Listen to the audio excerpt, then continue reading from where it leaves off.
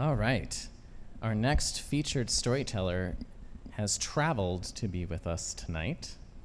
She has come from a little village. How many? 800 people went off season? A little village called Ketchum. Please welcome Avery Shawler.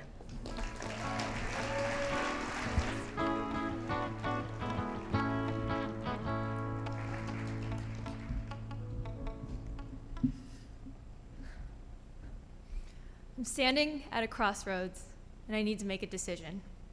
Do I go left and take the more traveled, safe route? Or do I go right and take the more adventurous, fun route? It's about 11 a.m., and I'm at the base of the Devil's Bedstead in the Pioneer Mountains. Now, there's a reason this mountain is called the Devil's Bedstead. It's one of the more intimidating and gnarly peaks in central Idaho. It's Labor Day, and I decide that I want to do a solo ascent of the Bedstead, which is not out of the ordinary for me. I go on solo adventures a lot and have climbed many peaks by myself. I am prepared, and I've had texted my friends that morning, letting them know where I was going and when I planned on being back. I also packed everything I needed. I had with me extra layers, plenty of water, snacks, my lunch, my first aid kit, my emergency blanket, and my emergency satellite beacon.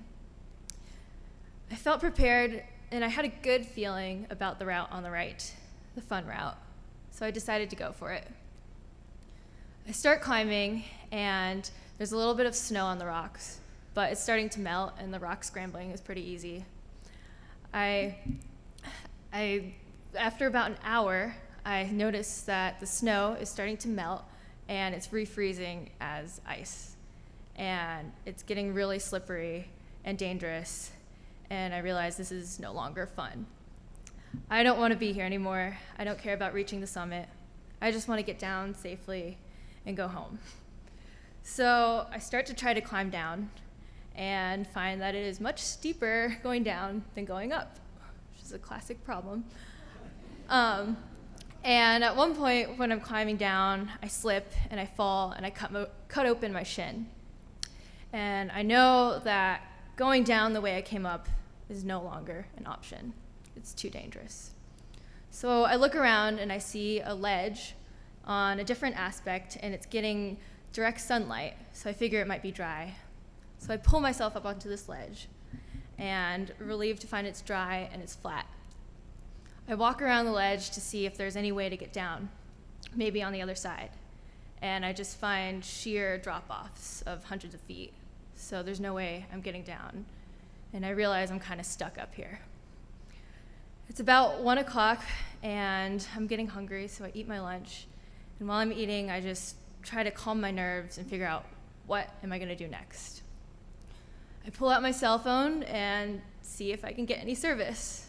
I walk around the ledge, and no bars. Not that surprising.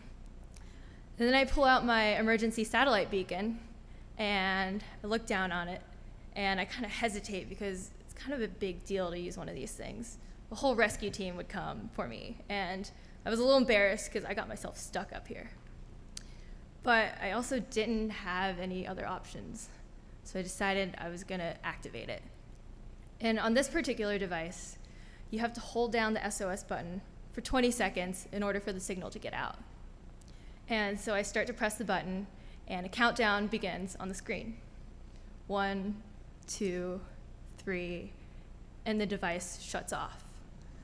And I try to turn it back on, but the battery is dead. Okay, now I'm scared. Run out of options, and out of desperation, I start to yell for help. There's a trail kind of down near where I am going to Cane Lake, and I think that maybe somebody might hear me, but it's pointless. I'm wasting my energy. So I start to yell other things, which I'm not allowed to repeat here, because I'm so mad at myself. I know better than this. I'm an experienced hiker. I know not to get myself in situations like this. And so I'm sitting there thinking, it's gonna be a couple hours before my friends realize I'm missing. And then even more time to get a backcountry rescue team up here. And they're probably not going to find me tonight. And it's probably gonna drop below freezing again. And there's a good chance that if I stay here, I might die from exposure. So I take out my maps and I look to see what are the options. And I notice that there's a spot above me, above the sledge, that's not as steep, and I can traverse over to the safe route that I could have taken. And I look up above the ledge and I see that there's this kind of rocky scramble that I have to do in order to get to this section. And I think I can do it. I think that this is a better choice than sitting here and waiting and possibly dying here. And so I start to climb. And it's nice and dry, and I'm feeling confident. I get a rush of adrenaline as I know that I'm climbing potentially to save my life. And I'm climbing steadily and surely. I get about 60 feet up, and I'm almost where I need to be. And I look for the next hold, and I see a rock sticking out, and I grab onto it, and I feel it come loose, and I feel myself falling backwards, and everything goes black. The first thing I notice when I wake up is that I can't see out of my left eye. I reach for it with my left hand and see that my arm is broken and bent at a weird angle, and I can't use it. So I reach from with it with my other hand and pull away, and there's blood everywhere. And then I look down, and I see I have a giant gash on my thigh and a giant gash on my knee, and I'm seeing layers of skin that I should not be seeing, and blood is coming out fast. And I look behind me, and I see a blood trail from where I landed and rolled to where I was, and notice I'm getting sharp pains on my side when I turn. So I grab my backpack, and I need to stop the bleeding, so I grab my first aid kit, and I start wrapping myself up. And then I notice that I'm really, really cold. I don't know how long I was out. So I put on all my layers, and I put myself in my emergency blanket and wrap myself up. And I'm shivering, and I'm in a lot of pain. And at this point, I know that I'm probably going to die here. I've run out of options. There's nothing I can do now. And it's kind of funny the things I start to think about when I know I'm about to die. I think of silly things like, I wonder what picture they'll use of me in the news. Or, what songs are they going to play at my funeral? But also serious things like, this is so selfish of me. I'm going to probably fall asleep and die here soon, only after a couple hours of terror. But my family and friends, they were going to have to live with this for the rest of their lives, just because I chose the fun route. And then I also started thinking that I'm not ready for this. Of course I'm not ready for this. I'm 25 years old, and I still have so much left to do on this earth. And I feel myself falling asleep, and I know it won't be long. And then suddenly I hear a loud, familiar squeak, and I look in front of me, and standing on a rock is a pika. And pikas are these rabbit-like creatures that live in high alpine rocky environments, and they are super loud. They're like nature's little alarm clock. And this pika is yelling at me, and I know that he's probably thinking, like, stop bleeding all over my home. But to me, I took it as a sign that, okay, I need to stay alert and awake just a little longer. I gotta fight this tiredness.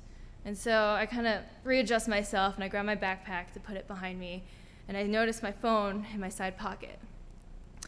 And I know it's pointless to try to call out. I looked for service all along this ledge, and even this exact same spot, and not a single bar. And then I think about recording a goodbye video and telling my family and my friends that I'm sorry and that I love them very much. And I realize that there's not much battery, and I have to decide. Do I want to provide closure to my family and friends, or do I want to try calling out, which is pointless, but hey. So I try calling 911, and I dial, and nothing. And then I dial again, and still nothing. And I dial 13 more times. And on the 14th attempt, I hear a ringtone. And then I hear a voice. At least, I think I hear a voice. Actually, I hit my head really hard, and the voice is asking me where I am. And I don't know where I am. How did I get here? I'm so confused. And I think they say help is coming, but I'm not sure. And I look down, and my phone is dead. Did I just imagine all that? Because I really want to get rescued. I don't want to die, and I just projected that into my mind. But I don't know. I'm so confused. I can't check my call log. And I feel tired again, but the pica is still yelling at me. And maybe I'm imagining this pica. And an hour passes, I think, I don't know. And I know at this point, I definitely imagined all that. There's no way help is coming. Nobody knows where I am. I am all alone up here. And I guess this is what dying feels like. You start to go crazy. And I know it's gonna be over soon. And then I hear a loud noise, and I look above me, and I see a helicopter, and I am definitely not imagining it. And for the first time since I got in trouble on this hike, I start to cry because I know I'm gonna make it. I get to live. And I see a man being lowered down on a cable, and then he's next to me, and he puts me in the sling, and he clips me in, and we both get pulled back into the helicopter. And the next several hours are a blur. Two Bear Air is out of Kalispell, Montana. They're the team that found me, and they took me to St. Luke's in Ketchum. And then I was transported to St. Al's here in Boise, and I learned that I'd broken 6 bones, my radius, 3 ribs, my kneecap, and my eye socket. And I also learned that the rescue team had told the doctors that when they found me, I was severely hypothermic, and if I'd been out there another hour, I wouldn't have made it. I also learned that they happened to be finishing up a rescue 60 miles away and were able to get to me quickly. And that they also are one of the few rescue teams in the nation with a helicopter equipped with a special cable that can lift people up into it. Any other helicopter definitely would not have been able to land where I was. So, all these factors came together to make sure that I was rescued. I really should not be alive today. It's been about 8 months since that accident, and pretty much fully recovered. Yeah.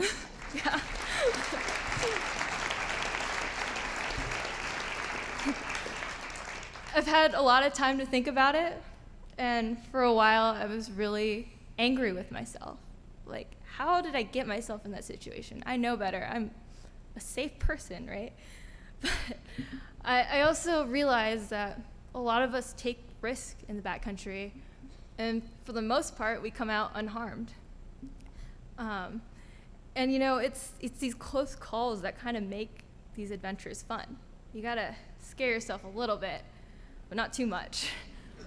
And sometimes people get unlucky, and it's nice to be reminded that we are not invincible.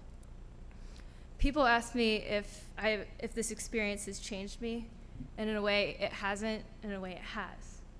I'm still the same person, only now with a couple more badass scars. And I plan on still getting out there and keep adventuring. I already have started doing that. But in a way, it has changed me. If anything, I'm a more appreciative and determined person. I also know that the next time I come to a crossroads and I have to decide between the more traveled, safe route or the more adventurous, fun route, I'm just gonna stop and think about not only how it'll affect me, but how this might affect my family and friends. Whether we want it to or not, our decisions can have a bigger effect and affect other people besides ourselves. And sometimes the risk is worth taking. Sometimes you end up on an epic adventure and you have unforgettable stories to tell. But sometimes it's not worth taking. And figuring out that balance is what makes life challenging and exciting.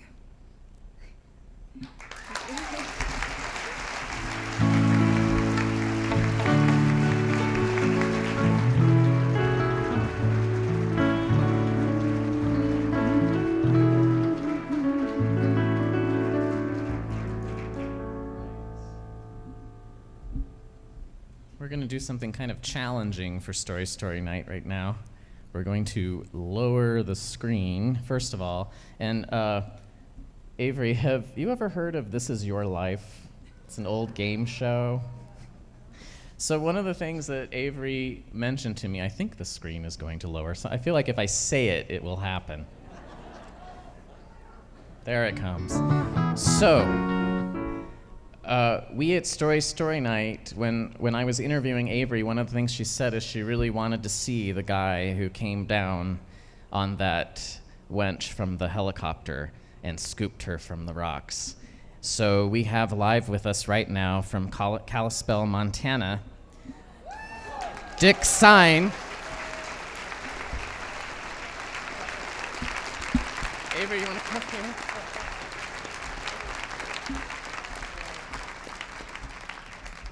Dick, can you hear us? I can. All right. How's it going? It's going fine. You look a little different than the first time I saw you. Yeah, I think so. Who's that? That would be my golden retriever. Well, So you haven't seen him since he scooped you off the rocks, no. is that right? Yeah. So Dick, tell us a little bit about this story from your perspective. How did you get the call? What did you see when you arrived? Well, we were over outside of the Ledore area on another search, and when we got the call to go see if we could find Avery. And fortunately, our helicopter does about 170 miles an hour. It's a pretty fast ship, so we were able to be there in just a few minutes, and we did spot her quickly, and were able to get her out of a bad place. Well, thank you for doing that. Yeah. I don't really know what to say. You had told me that you had been a place near there. I can't remember if it was a little bit before this one or a little bit after, the same location. It had been a few months before we had been to the same location for an unfortunate young man that fell very close to where you did and had expired. So this was a very happy occasion for us because we were almost expecting to find the same thing. And to see you alive down there, I think, was as much a joy for our crew as it was for you. And Two Bear Air, what I didn't know until you told me is that you are a volunteer. You do this and your team all do this as a volunteer, right? That's correct.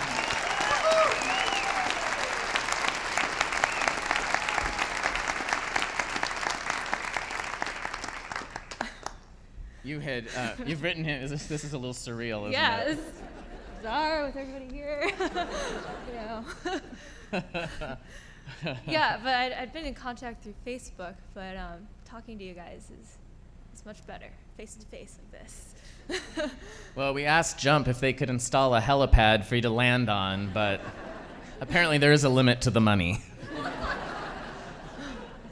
Thank you so much for joining us tonight, Dick, and thank you for all the work you do and all the lives you save at Two Bear Air, including this special one right here. Thank you. Night, folks.